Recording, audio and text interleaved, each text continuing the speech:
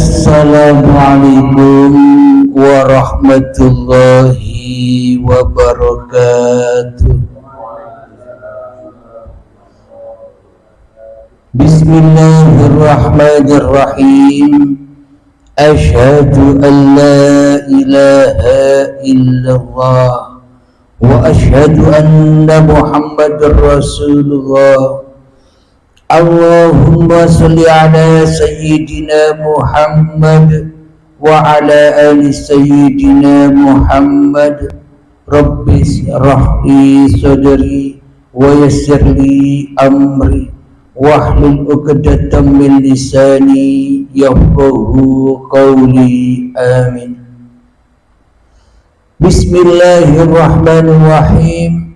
Salam hormatku, salam ta'zimku selalu buat para sahabat-sahabatku tercinta, terkhususnya sahabat yang menghadiri kajian atau pengajian rutinan setiap Sabtu malam Ahad ini, dan para jamaah yang ada di dalam ataupun yang ada di luar negeri. Semoga kita semua selalu di dalam tajalli. Amin ya rabbal alamin. Sebelum kita awali kajian di malam yang indah ini, marilah kita gemahkan bersama di dalam nyawa, di dalam jiwa, di dalam hati, di dalam roh, dan di dalam kehidupan ini dengan kalimat thayyibah. Subhanallah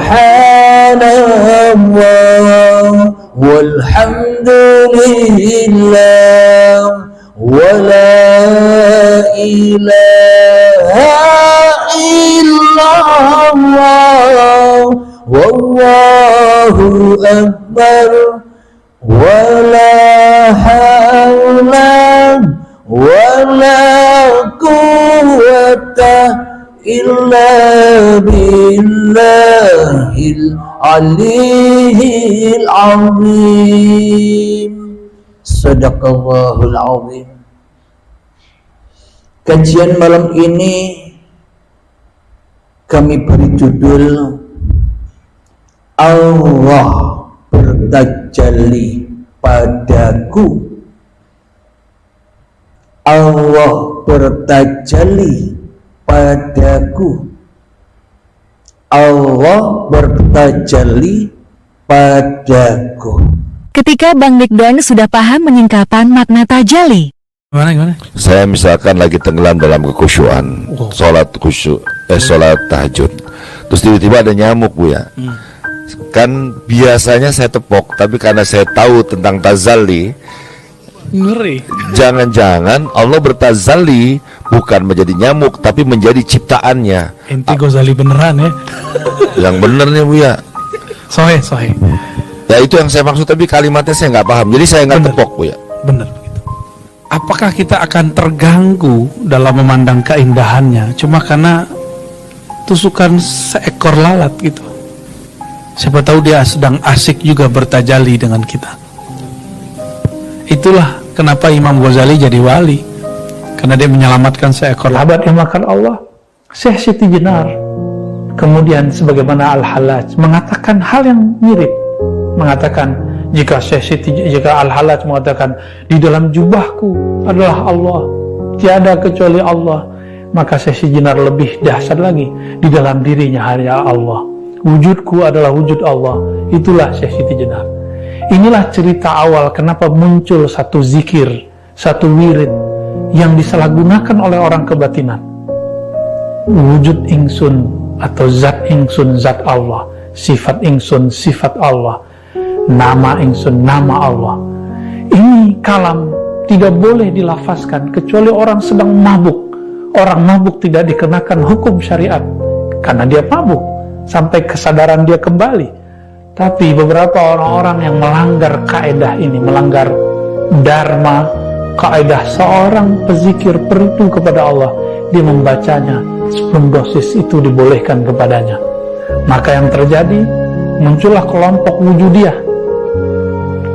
di tahun 1400-an, 1500-an, 1600-an, 1700-an itu kemudian terjadi pergolakan dahsyat di Nusantara.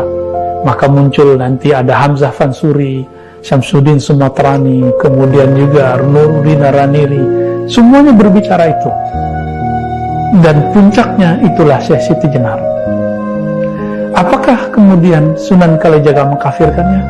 Kita belum menemukan satu nas, satu teks, satu riwayat dalam kitab-kitab baik yang berbahasa Pegon ataupun bahasa yang aksaranya Hanacaraka yang sampai kepada kita bahwa Sunan Kalijaga mengkafirkannya. Tidak, tapi seperti dulu Imam Al-Junaid mengatakan kepada Hallaj, wahai Hallaj, ya Aba Mansur, la yaqta'uka illa dam, tidak ada yang bisa menghentikanmu wahai Hallaj kecuali hukum pancung, yaitu darah yang diteteskan. Dan itu sangat mengerikan sekali. Ajaran ini belakangan dibahasakan secara lokal, disebut dengan Ahadiyah itu manunggaling keesaan Allah, kesatuan Allah ya. Tidak ada yang bersatu, hamba tidak bersatu dengan Allah. Kenapa? Hamba dianggap tidak ada. Maka manunggaling jangan diartikan Syekh Siti Jenar bersatu dengan Allah. Kenapa? Yang wujud cuma Allah. Syekh Siti Jenar hanya bayang-bayang. Selama ini kita umat manusia, terutama para pencari Tuhan, para pencari kajian-kajian tasawuf, para pencari kajian-kajian hakikat makrifat, selama ini seolah-olah manusianya yang berusaha untuk bertajalli kepada Tuhannya. Bagaimanakah mungkin manusia bisa bertajalli kepada Tuhannya yang gaib? Bagaimana mungkin manusianya bisa bertajalli kepada Tuhannya yang tak nyata? Bagaimana mungkin manusia bisa bertajalli kepada Tuhannya yang tak hadir di dalam hatinya? Semua hanyalah angan-angan belaka, semua hanyalah imajinasi belaka, dan semua hanyalah halusinasi setiap diri manusianya saja yang hanya merasa bisa bertajalli kepada Tuhannya. Jadi sangatlah muhal, tidak mungkin manusia bisa bertajalli kepada Tuhannya. Akan tetapi hanya Allah lah yang bisa bertajalli kepadaku dan kepada kita semua. Apa buktinya? Bila Allah tak bertajalli kepadaku, tentunya aku takkan pernah ada di dunia ini. Bila Allah tak bertajalli kepadaku, maka aku takkan hidup di dunia ini. Bila Allah tak bertajalli kepadaku, maka tak wujudlah diriku. Bila Allah tak bertajalli kepadaku, mana mungkin aku bisa berkuasa atas apapun yang aku lakukan bila semuanya tanpa Allah. Inilah buktinya, hanya Allah lah yang bisa bertajalli kepadaku. Inilah bukti bahwa tak satu pun manusia di dunia ini, siapapun dia, takkan bisa bertajalli kepada Tuhannya bila dirinya yang masih wujud di dalam hatinya, bila dirinya yang masih hidup di dalam hatinya, bila dirinya yang masih merasa berkuasa di dalam hatinya, bila dirinya yang masih merasa bisa sholat, bisa ibadah, bisa berilmu, masih pintar, masih cerdas, diri manusianya selamanya takkan pernah bisa bertajalli kepada Tuhannya, melainkan hanya bertajalli kepada iblis. iblis dan syaitan saja selama ini. Jadi bila manusianya mengaku-ngaku aku bertajalli kepada Allah, gombal, bohong. Yang kita tajalikan selama ini sebagai manusia hanyalah bertajalli kepada iblis dan syaitan. Kenapa? Karena Allahnya tak ada. Kenapa? Karena Allahnya gaib. Tentunya hidup ini hidupku, badan ini badanku, sholat ini sholatku, ibadah ini ibadahku, ilmu ini ilmuku, kepintaran, kecerdasan ini milikku, pekerjaan ini milikku, kekayaan ini milikku, jabatan pangkat ini milikku. Semuanya kembali bertajalli kepada iblis dan syaitan saja selama ini. Kenapa? Karena tak mungkin manusia bisa bertajalli kepada Tuhannya kecuali hanya Tuhannya lah yang bertajalli kepada tiap-tiap ciptaannya. Tapi kebanyakan manusianya tidak sadar bila Allah bertajalli kepada dirinya. Kenapa? Karena manusia selama ini kebanyakan tidak rela, tidak ridho bila Allah Tuhannya di dalam hatinya. Kalau dibilangi hidup itulah Allah, hidup inilah Tuhannya seluruh manusia, mereka bilang takut murtad. Berarti apa tidak lebih murtad lagi bila yang ada, yang wujud, yang hidup di hati kita hanyalah diri kita sendiri tanpa Allah? Apa tidak lebih murtad lagi? Jadi inilah pembuktian secara logika dan bisa ditangkap oleh akal bahwa hanya Allah lah yang bertajalli padaku. Bila aku yang bertajalli kepada Allah, mana mungkin itu bisa terjadi? Karena aku tak punya hidup, karena aku tak punya wujud, karena aku tak punya kuasa, kecuali wujud hidup kuasa yang ada pada diriku ini hanyalah titipan Tuhan, hanyalah milik Tuhan, dan selayaknya lah harus segera kita kembalikan, jangan dimakan sendiri. Bismillahirrahmanirrahim. Inna sholati wa nusuki wa mahyaya wa mamati lillahi rabbil alamin. Sesungguhnya solat-solatku, ibadah-ibadahku, bahkan hidup dan matiku hanyalah milik Rabbul Alamin.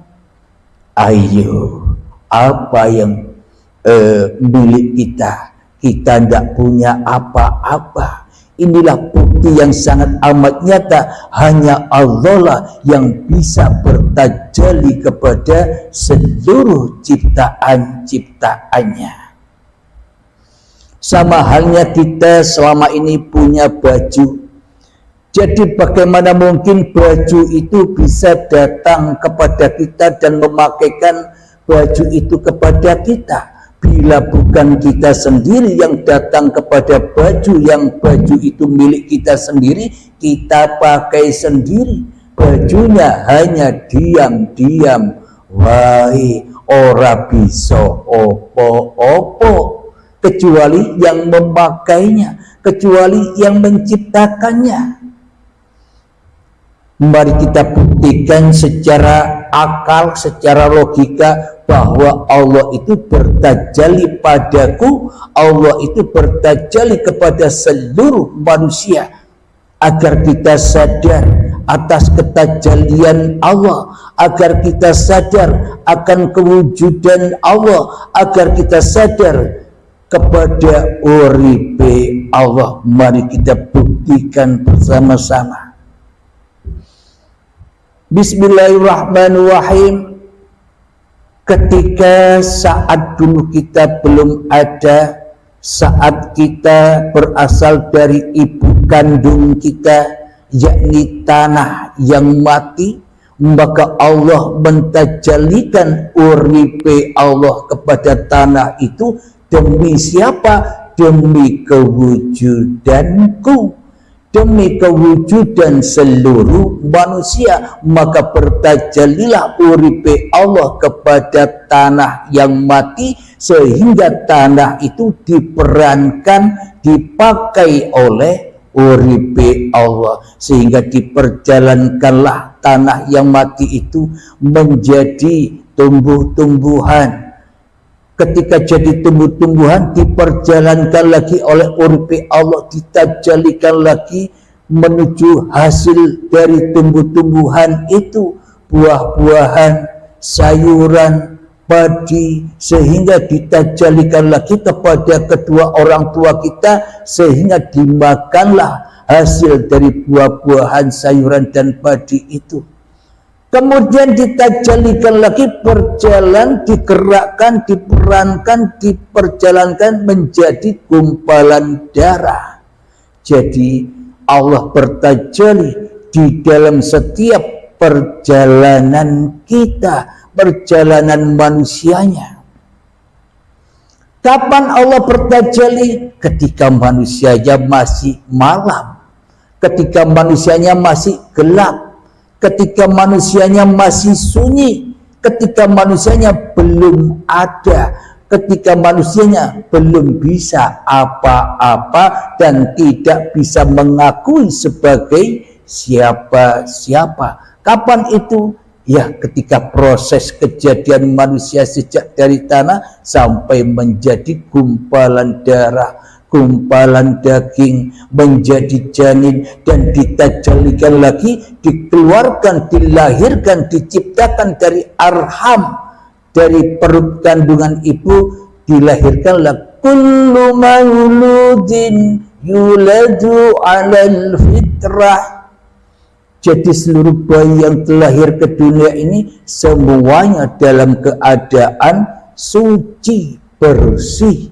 Bayi dari siapapun itu, baik bayinya orang Islam, baik bayinya orang Nasrani, baik bayinya orang Yahudi Majusi, baik bayinya orang hasil perzinahan, itu pun juga sama, bayi yang suci, yang kotor, yang najis kan kedua orang tuanya.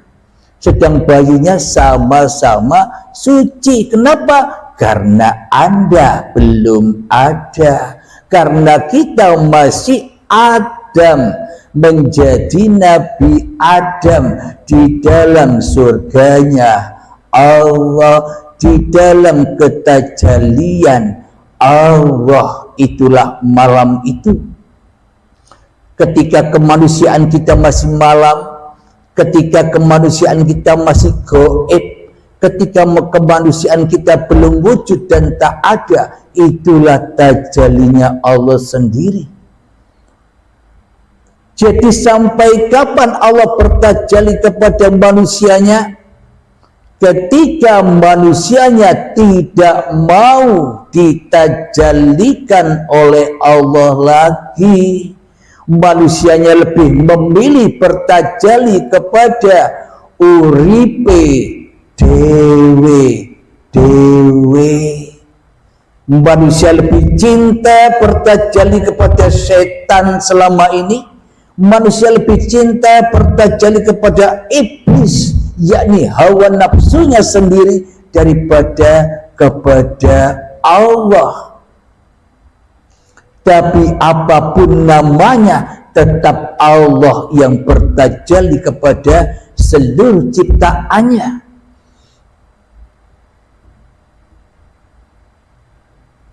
Wallahu khalaqakum wa ma ta'malun. Allah lah pencipta dirimu, dan Allah lah pencipta apapun yang kamu kerjakan.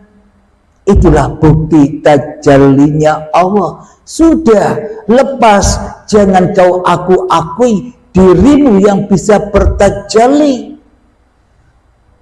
Ketika manusia masih merasa mengaku bisa bertajalli kepada Allah, itu gombal, itu bohong. Yang ditajallikan oleh setiap diri manusia selama ini hanya bertajalli kepada iblis dan setan saja, ketika manusianya masih merasa yang bisa tajalli. Manusia yang masih merasa dirinya makrifat, manusia yang merasa dirinya bertauhid, itu kan masih bertajalli kepada hawa nafsunya. Akan tetapi sebenarnya Allah bertajalli kepada manusia sejak dari tanah hingga kini dan sampai nanti kembali menjadi tanah lagi. Semuanya hanyalah tajallinya Allah sendiri bagi orang-orang yang dikehendaki tahu akan itu. Jadi ketika Allah bertajalli pada diriku, pada diri manusiaku, maka terwujudlah aku. Ketika Allah bertajalli padaku, maka hiduplah aku. Kutiupkan rohku, kata Allah. Maknanya, ku hidupi badan-badanmu itu dengan hidupku. Jadi roh itu ya ruhullah, tak ada arwah-arwah. Itu kan penjelasan dari sudut pandang syariatnya. Ila arwahi, ila arwahi, ila arwahi. Karena arwahnya belum esa, arwahnya belum ditajallikan, arwahnya belum diserahkan kembali amanahnya kepada Allah. Jadi arwah-arwahnya masih gentayangan, jadi hantu-hantu di dalam tiap-tiap diri manusianya. Jadi apakah arwah gentayangan itu ada? Ya ada dong. Contohnya arwah diri kita selama ini. Kita selama ini mengaku-ngaku bahwa hidup ini hidupku, badan ini badanku, sedang Allahnya gaib. Itulah arwah gentayangan itu. Arwah yang tak tahu jalan pulangnya, akhirnya tersesat kepada dunia. Arwahnya kadang ada di sepeda motor, arwahnya ada di mobil, arwahnya ada di uang, arwahnya ada di harta-hartanya. Itulah arwah yang gentayangan, arwah yang tersesat, arwah yang selalu bertajalli kepada iblis dan setan. Berarti kan kumpul setan, berarti kumpul setan ya diazab dan disiksa. Dengan apa? Dengan apa yang dicintainya, yakni dunia. Itulah yang dimaksud arwah yang gentayangan, yang masih menganggap arwah-arwah ini milik masing-masing diri manusianya. Manusia yang belum bisa mengesahkan arwah Tuhannya, bahwa roh itu hanyalah ruhullah. Jadi tak ada roh kecuali Allah. Maka bila manusianya sudah rela, bila manusianya sudah ridho, kembalikan semua amanah-amanah itu kepada Allah, maka arwahnya akan dituntun pulang kembali kepada Tuhannya, agar tidak gentayangan lagi di dunia ini. Maka dari itu arwah yang masih tinggal di dunia ini semuanya gentayangan.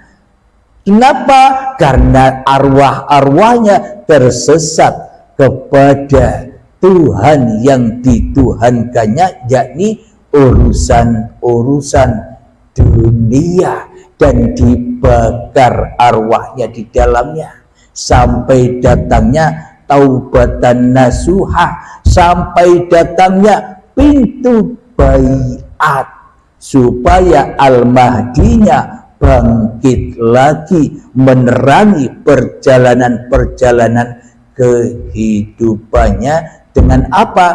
Dengan nurullah. Alhamdulillahirabbil alamin. Sebelum kita lanjutkan, marilah kita berlatih dahulu memalam-malamkan jiwa, menggelap-gelapkan hati, mensunyi-sunyikan diri dari gemerlapnya dunia dan dari diri kita sendiri, sehingga jalan untuk kembali menuju Allah diterangi oleh nurullah, diterangi oleh uripe Allah.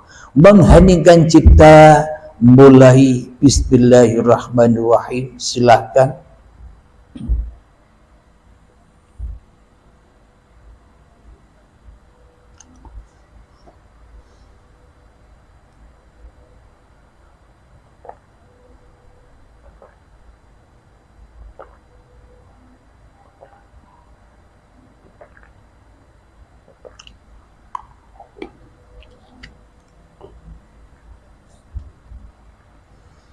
Alhamdulillahirabbil alamin. Mengheningkan cipta selesai. Ketika Allah bertajalli padaku, maka nampaklah kewujudan segala sesuatu ini. Ketika Allah bertajalli padaku, maka terbukalah mataku. Ketika Allah bertajalli padaku, maka terbukalah pendengaran telingaku. Ketika Allah bertajalli kepadaku, maka muncullah rasa-rasa yang ada di dalam hatiku. Itu semua karena Allah yang bertajalli kepadaku, bukan aku yang bertajalli kepada Allah. Sebenarnya bila aku yang bertajalli kepada Allah, yang jadi Tuhan siapa? Manusianyakah atau Allah yang jadi Tuhan? Kalau kita masih merasa diri kita yang bertajalli kepada Tuhan, maka semua itu hanyalah bohong belaka, angan-angan belaka, bayangan belaka, halusinasi saja. Jadi bila Allah bertajalli kepadaku, maka terwujudlah semua yang kulihat. Anda di depan dan di hadapanku ini terwujud karena tajalli Tuhanku kepadaku. Maka nyatalah ayat-ayatnya. Anda semua ini hanyalah ayat-ayat Allah, ayat-ayat uripe Allah. Bila tak ada Allah, maka ayat-ayatnya Allah pun juga tak ada. Akan tetapi berhubung yang kita tajallikan selama ini hanyalah iblis dan syaitan yang ada di dalam hati kita, maka yang kita lihat hanyalah makhluk-makhluk dan sejenisnya. Sesebutannya banyak sekali, biliunan sesebutan, sehingga biliunan sesebutan itu seolah-olah hidup sendiri dengan nafsiyahnya. Kenapa? Karena kita selama ini bertajalli kepada iblis dan syaitan, yang mana selalu lepas, yang mana selalu ingkar, yang mana selalu lari dari tajalli Tuhannya. Kenapa manusia tidak mau bertajalli kepada Tuhannya? Karena manusia ingin jadi Tuhan sendiri, berselingkuh atau mensekutukan Allah dengan diri manusianya di hatinya. Jadi sebenarnya hanyalah Allah yang bertajalli kepada ciptaannya, sama halnya kita selama ini bertajalli kepada apapun yang kita ciptakan. Contoh, ketika kita memasak di dapur, kita bertajalli kepada apa yang kita kerjakan. Tanpa kita bertajalli kepada apa yang kita ciptakan, ya nasi tidak akan matang, ikan tidak akan matang, semua hidangan tak akan ada bila kita tidak bertajalli menciptakan itu semua sebagai hidangan. Apakah mungkin hidangan-hidangan itu, makanan-makanan itu bisa bertajalli, bisa pulang sendiri kepada kita, sedangkan makanan-makanan itu tak bisa apa-apa tanpa kita, sedangkan makanan-makanan itu terwujud karena kita yang mewujudkan. Nah, itu sama hanya kita dengan Allah. Bagaimana mungkin kita yang hanya ciptaan, kita yang hanya makhluk sok jago, sok makrifat bisa bertajalli kepada Allah gombal. Sama, saya pun juga merasa begitu dulu. Karena itulah hanya angan-angan wae, hanya halusinasi saja. Tidak mungkin aku bisa bertajalli kepada Allah. Emangnya aku ini Tuhan? Jadi hanya Allah lah yang bertajalli kepadaku. Dengan cara apa agar kita bisa merasakan itu? Ya matiyo. Tiadakan dirimu di hatimu, hancurkan kebesaranmu, hancurkan ilmumu, hancurkan amalmu, hancurkan kepintaranmu, hancurkan kecerdasanmu sehingga kosong belum, maka dengan sendirinya Allah akan bertajalli kepada kekasihnya, yakni Muhammad Rasulullah, yang mana Muhammad bukan kamu yang melempar, tapi aku yang melempar. Bagaimana mungkin kau bisa melempar Muhammad sedangkan aku bertajalli pada dirimu, bukan dirimu yang bertajalli padaku? Karena siapa kamu? Kamu hanya manusia biasa seperti yang lainnya. Hanya bedanya aku bertajalli kepadamu, sedang yang lainnya lebih cinta bertajallikan kepada hawa nafsunya daripada bertajalli kepada aku.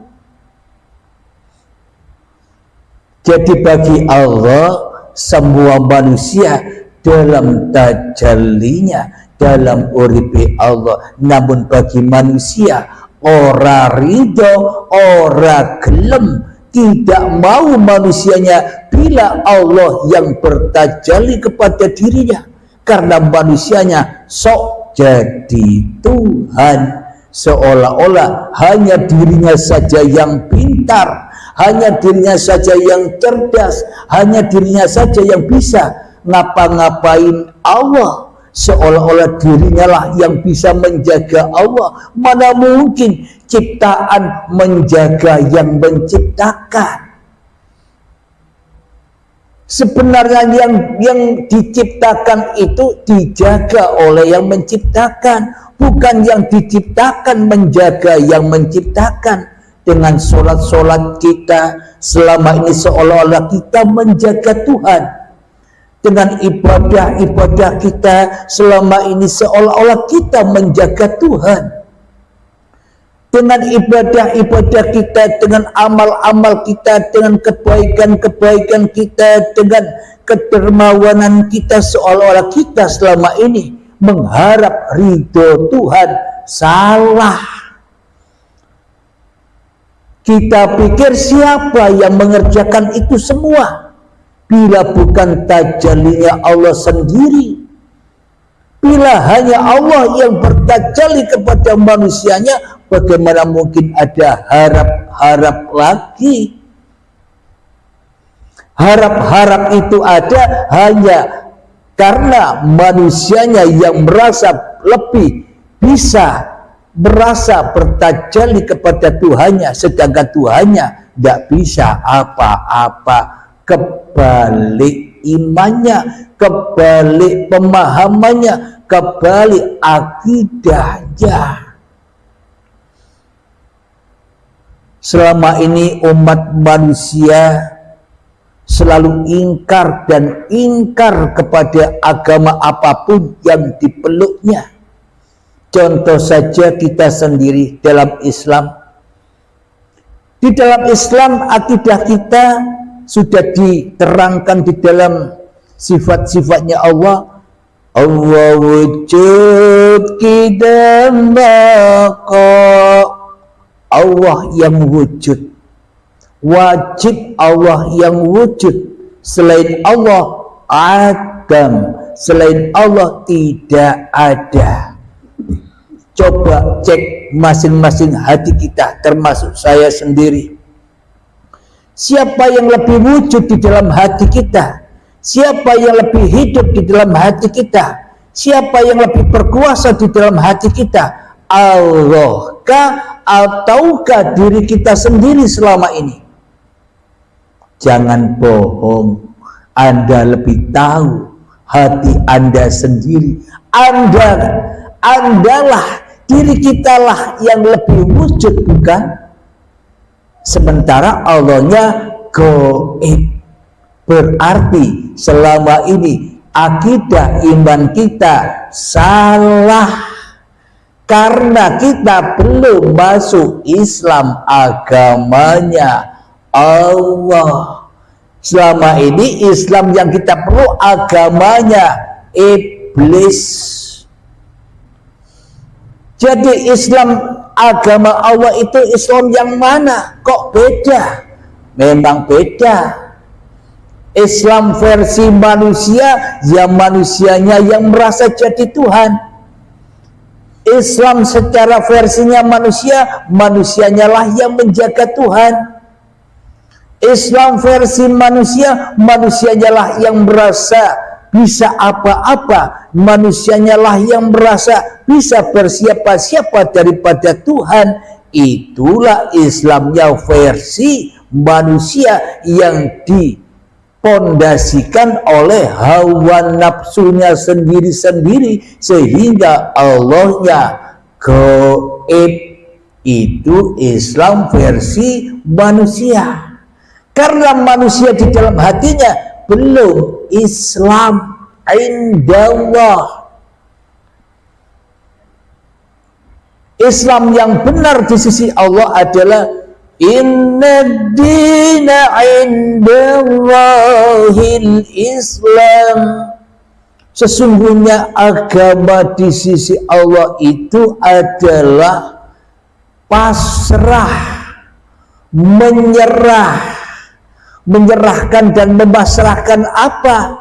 Menyerahkan dan memasrahkan dirimu di hatimu, sehingga Allah lebih wujud daripada kamu, sehingga Allah lebih hidup daripada kamu, sehingga Allah lebih berkuasa daripada kamu. Itulah inna dina indallahil Islam. Ketika diri kita sudah gaib, ketika diri kita sudah tidak wujud lagi, dan ketika kita sudah bertemu dengan mutu qoblal maut, itulah Islam yang dimaksud Al-Quran, bukan Islam yang dimaksud iblis.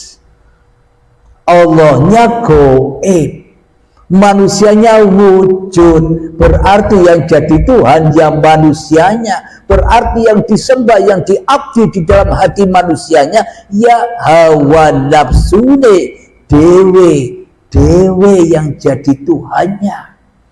Berarti belum Islam, bukan? Di sisi Allah loh ya. Kalau di sisi manusia ya Islam, tapi ya versi Islam yang manusia yang masih menyembah manusianya sendiri di dalam hatinya, menyembah kebanggaannya sendiri di dalam hatinya, menyembah kemuliaannya sendiri di dalam hatinya, karena yang wujud jadi Tuhan di dalam hati manusianya masih manusianya. Allahnya gaib, katanya Allahnya di langit. Akhirnya manusianya tersesat, bingung cari Tuhannya, karena Allahnya katanya di langit. Kalau Allahnya di langit, bagaimana mungkin kita bisa ada di dunia? Kalau Allahnya di langit sendirian, mana mungkin kita bisa wujud sendiri, bisa hidup sendiri, bisa berpuasa sendiri bila Allahnya di langit. Bila pemahaman kita Allah di langit, orang ngapa-ngapain di bumi kita bergerak sendiri, hidup sendiri, wujud sendiri, berpuasa sendiri. Apa bedanya kita dengan orang ateis yang tidak bertuhan, yang tak ada Tuhan di dalam hatinya kecuali iblis saja yang ada? Kata Al-Quran, bila yang wujud di dalam hatinya bukan Allah, berarti kan Tuhannya bukan Allah. Tapi bila yang wujud di dalam hatinya hanyalah hawa nafsunya sendiri, dirinya sendiri, berarti diri manusianya telah ngaku-ngaku jadi Allah tanpa disadarinya. Kenapa? Karena Allah katanya di langit. Orang ngapa-ngapain, kira-kira masa pewayangan itu wayangnya gerak-gerak sendiri, dalangnya tenguk-tenguk wae, lihat wayangnya jalan-jalan sendiri. Apakah mungkin wayang bisa jalan sendiri tanpa sang dalang? Itulah bukti bahwa sang dalang bertajalli kepada wayang-wayangnya. Tidak mungkin wayang bisa bertajalli kepada sang dalang. Wayang benda mati kok. Wayang tidak wujud sebenarnya. Wayang tidak hidup sebenarnya. Bagaimana yang tidak ada, bagaimana yang mati, bagaimana yang tak wujud bisa bertajalli kepada yang wujud. Jadi yang wujudlah yang bertajalli kepada apapun yang diciptakannya. Inilah bukti hanya Allah lah, hanya Tuhannya lah yang bertajalli kepada siapapun yang diciptakannya. Tapi yang sadar seperti ini hanya sedikit, karena ini mutiara. Ibaratkan seluruh manusia sejak Adam sampai akhir zaman itu ibaratkan air laut. Tapi yang dikehendaki Allah tahu, ilmu yang beginian hanya setetes dari air di lautan. Kenapa? Karena air di lautan itu lebih merasa bisa bertajalli kepada Tuhannya. Bertajalli kepada siapa? Bertajalli kepada iblis, karena iblis yang diwujudkannya di hatinya, karena iblis yang jadi Tuhan di dalam hatinya, karena hidup, wujud, kekuasaan, pendengaran, penglihatannya, merasakan apa saja masih rasa-rasa manusianya, sedangkan Allah tidak bisa apa-apa. Bagaimana mungkin Allah bisa apa-apa bila Allahnya tidak wujud, bila Allahnya gaib? Berarti kita selama ini salah akidah, salah iman. Kita lebih beriman kepada iblis daripada iman kepada Allah. Inilah bukti-bukti bahwa Allah bertajalli kepadaku. ya kepada seluruh manusia. Maka dari itu orang-orang yang dipilih Allah, orang-orang yang sadar akan Allah, orang-orang yang dikehendaki kembali kepada Allah, maka ia tidak akan bisa menyaksikan yang lain daripada Allah. Kemanapun kau hadapkan pandanganmu, kemanapun kau arahkan penglihatan dan pendengaranmu, kemanapun kau arahkan rasa-rasamu, tiada yang ada kecuali uripe Allah. Itulah bukti-bukti bahwa hanya Allah lah yang bisa bertajalli, hanya Allah lah yang bisa makrifat. Jadi kita jangan sok bisa makrifat, jadi kita jangan sok bertasawuf. Jadi kita harus apa? Ya harus Islam saja, biar Allah yang memerankan diri kita. Islam yang bagaimana? Pasrahkan, serahkan dirimu, hidupmu, badanmu, amalmu, kekayaanmu, ilmumu, kepintaranmu, kecerdasanmu, pangkatmu, jabatanmu, semuanya pasrahkan, hanya Allah yang punya. Itu maknanya Allah bertajalli kepada hamba-hamba yang dipilihnya. Jika Allah bertajalli kepada manusianya, maka diutuslah manusianya. Diutus untuk apa? Menjadi rasul-rasulnya, menjadi pesuruh-pesuruhnya. Jadi gerak sak gerak, tindakan setindakan, tiada yang lain, semua dari kehendak Allah. Itulah rasul-rasul Allah. Tapi selama ini kita menjadi rasulnya, tapi kita selama ini kita hanya jadi utusannya, kita selama ini hanya jadi pesuruh-pesuruh iblis, supaya kita tambah jauh dari Allah, supaya kita bisa berlama-lama abadan abada di dalam jahanam bersama iblis selama ini. Maka dari itu berbahagialah bagi para sahabat-sahabatku sesama meniti perjalanan menuju Tuhan. Semoga kita semua, siapapun Anda, apapun agama Anda, semua manusia, semoga kita bisa bergandengan tangan untuk selalu kembali kepada Allah. Itulah agama, kembali kepada Allah, menyerahkan, memasrahkan semua apa yang terjadi pada kita. Itulah agama al-haq. Itulah inna dina indallahil Islam. Apapun agamanya ya Islam. Kenapa? Karena hatinya Islam.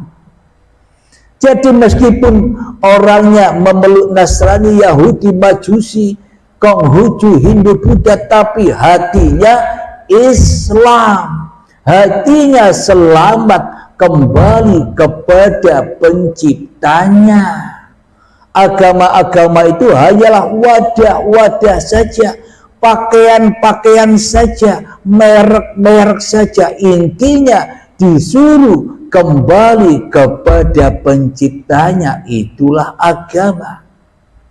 Akan tetapi kita semua selama ini terlena di dalam aturan-aturan, syariat-syariat agamanya sendiri-sendiri, sehingga kita terlena dari mengingat kembali kepada yang menciptakan. Karena kita lebih cinta berbangga-bangga diri dengan agama yang kita peluk, sehingga dengan mudahnya iblis dan setan mengadu domba kita semua, seolah-olah kita dihembuskan oleh iblis dan setan di dalam hati kita. Agamamu paling benar, Islam ini agama yang benar, kata iblis kepada orang Islam. Kata iblis kepada orang Nasrani, bilang juga agama Nasrani inilah yang paling benar. Kata iblis kepada orang agama Yahudi, bilang juga Yahudi yang paling benar. Jadi semuanya itu adu dombanya iblis, karena kita yang jadi iblis itu sendiri. Alhamdulillah sudah paham kira-kira Allah bertajalli padaku. Resapilah itu. Maknanya diamkan diri kita, tengok kembali rahasia-rahasia perjalanan-perjalanan kita yang selama ini tidak pernah kita rasakan, tidak pernah kita hayati, karena kita terlena, terperosok dengan kejadian-kejadian yang sekarang ini saja, sehingga kejadian-kejadian sejarah-sejarah yang dulu terkubur hingga menjadi kuburan dan banyak hantunya. Akhirnya arwahnya ya gentayangan tinggal di uang, di harta, di kendaraan. Arwahnya gentayangan hingga tersiksa. Itulah yang dimaksud arwah gentayangan. Terus yang jadi pocong kunti itu siapa? Itu jin, bukan arwahnya manusia. Arwahnya manusia kembali kepada roh Allah bila manusianya sudah sadar bahwa dirinya tak berhak memiliki hidup, karena hidup ya hanya Allah. Tapi bila manusianya masih gentayangan, ya masih percaya bahwa hidup ini adalah hidupku, Allahnya gaib. Kenapa? Karena kafirin kepada Tuhannya. Apa kafir itu? Terhijab, terdinding, pisah dengan Tuhannya. Maka dari itu, bagaimana caranya agar Tuhan, agar Allah bertajalli kepada kita? Caranya adalah man arafa nafsahu faqad arafa rabbahu. Bila dirimu tahu siapa dirimu, maka Allah akan bertajalli kepadamu bahwa dirimu bukan apa-apa dan bukan siapa-siapa. Aku bukan apa dan bukan siapa. Aku tidak apa dan tidak siapa. Aku hanya peran diperankan Tuhanku yang menciptakan sejak dari tanah. Janin bayi itu perjalanan, dulu kini agendanya Tuhan. Waduh, nyanyi. Alhamdulillahirabbil alamin. Semoga lagu yang hanya sebentar itu bisa membuat kita memunculkan motivasi agar kita tahu sejarah kita, dari mana kita berada. Kita bukan dari batu, bro. Selama ini seolah-olah kan kita jadi terlahir dari batu, anaknya batu, hatinya keras, melebihi kerasnya batu. Seolah-olah kita tidak ada yang menciptakan, seolah-olah hidup ini ada sendiri, badan ini ada sendiri. Apapun yang terperan di dalam hidup dan badan kita, seolah-olah kita yang punya. Itulah ketersesatan kita, arwah-arwah yang gentayangan kepada amal-amalnya sendiri, arwah yang bergentayangan kepada solat-solatnya sendiri, arwahnya bergentayangan kepada ilmu-ilmunya sendiri. Itulah yang dimaksud arwah yang gentayangan, arwah yang tak bisa pulang kepada lillah, akan tetapi arwahnya masih menyembah dirinya sendiri, pulang rojiun kepada linnas. Semoga saya khususnya dan semoga kita semua dimudahkan di dalam memahami paparan-paparan urip Allah ini, karena saya dan kita semua sama-sama ngaji. Saya bisa begini karena bukan ilmu saya. Tak mungkin Abdul Halim bisa bicara begini. Bila tak ada Allah kan tak ada Abdul Halim. Bila tak ada Allah kan tak ada saya di sini. Sama halnya Anda juga. Bila tak ada Allah, Anda kan tak ada. Sadari itu di dalam masing-masing hati kita. Sebelum kita akhiri kajian ini, marilah kita kembangkan sholawat dhalimin daf'ul bala.